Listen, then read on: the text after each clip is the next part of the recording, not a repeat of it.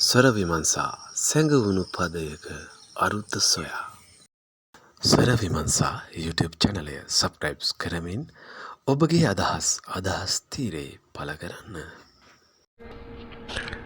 අයිබෝවන් සුබ දවසක්. ස්වර විමර්ශා YouTube නාලිකාවේ මගේ සහෝදර කලාකාමී සියලුම දෙනාට අදත් ඉතින් ඔබට විමර්ශාවට ලක් කිරීමට සූදානම් වන්නේ ඊටම පැරණි ගීතයක්. අභිසාරිකාවන්ගේ උන්මාදනෙත් අතරේ අයාලේගේ ජීවිතේ ඔබෙනි පළගෙනුනේ. ඉතින් ආචාර්ය ගුණදාස කපුගේ කලා ශූරින්ගේ ගායනයෙන් පද රචනය සුනිල් ආරියරත්නයන්. අභිසාරිකාවන්ගේ එන්නතු අතරේ ඉතින් රසවත් ගීතයක්. අපි හරි ඉක්මනට අපි කියනවා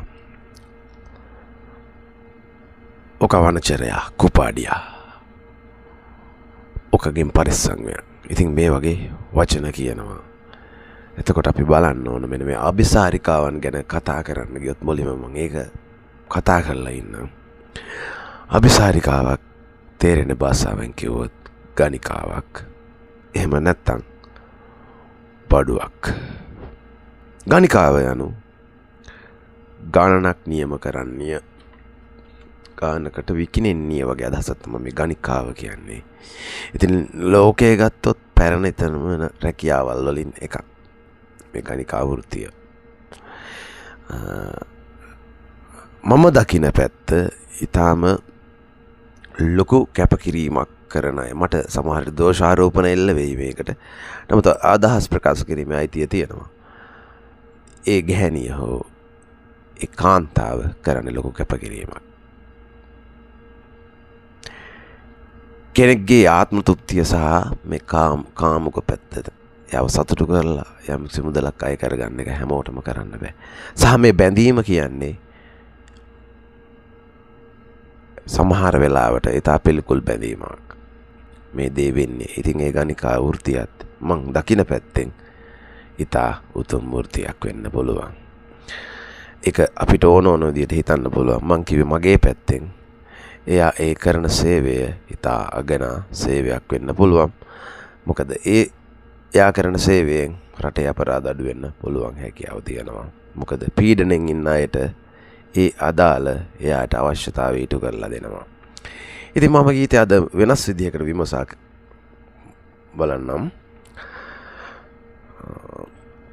මේකට මම අද පාදක කරගන්නේ මේ අභිසාරිකාවන් සම්බන්ධව අර්ථකථනය කරන්න පුළුවන් අපිට ගීත ඕන විදිහට. නමුත් මේ බැඳීම අද මම යන්නේ වෙනස් විදිහකට.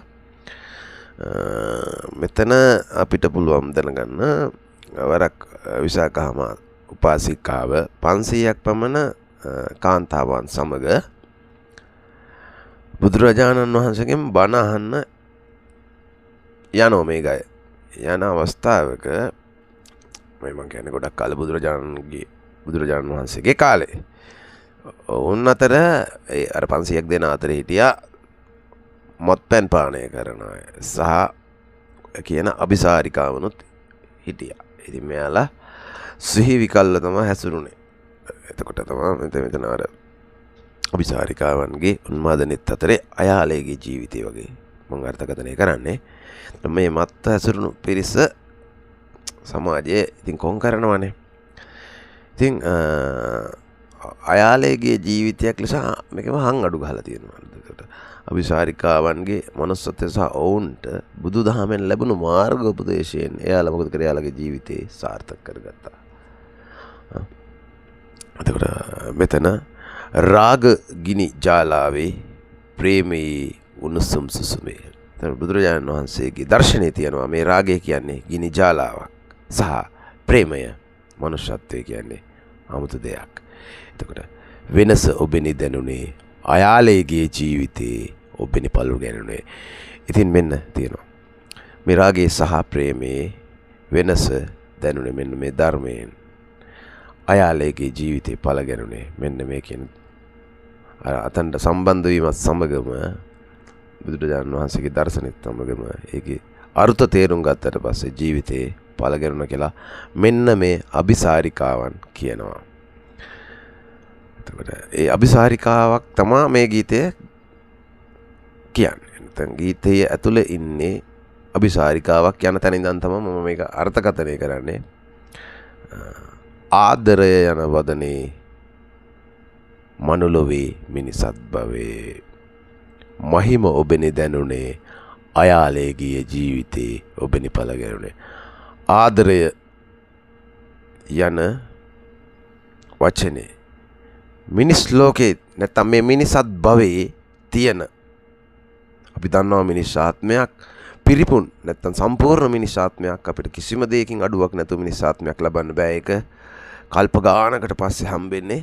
ඉතින් බලන්න මනුලොවේ මිනිසත් භවයේ මහිම ඔබෙනි දැනුනේ. බලන්න මිනිස් භවයේ තියෙන අර්ථය දැනුනේ කාගෙන්ද? මෙන්න මේ බුද්ධ දර්ශනයෙන් කියලා තමයි මෙතන කියන්නේ. අයාලේ ගිය ජීවිතේ ඔබෙනි පළ ගැනුනේ.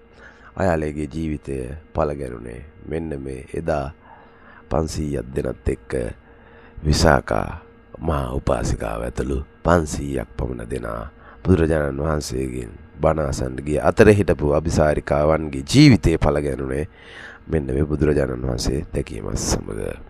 ඉතින් මේ මගේ මේ අபிසාරිකාවන් ගීතයේ මම දක්වන එක අර්ථකථනයක් දෙක වශයෙන් ඔබට ඊළඟ දවසේ මම හමු වීමට පැමිණෙන බලාපොරොත්තු වෙන සර් විමංශා YouTube නාලිකාව සබ්ස්ක්‍රයිබ් කරන්න.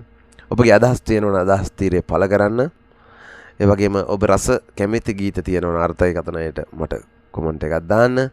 ඉතින් කලාකාමී දවසක් කලාලෝලී දවසක් ජයෙන් ජයම වේවා ප්‍රාර්ථනා කරමින් සමුගන්නා ඔබට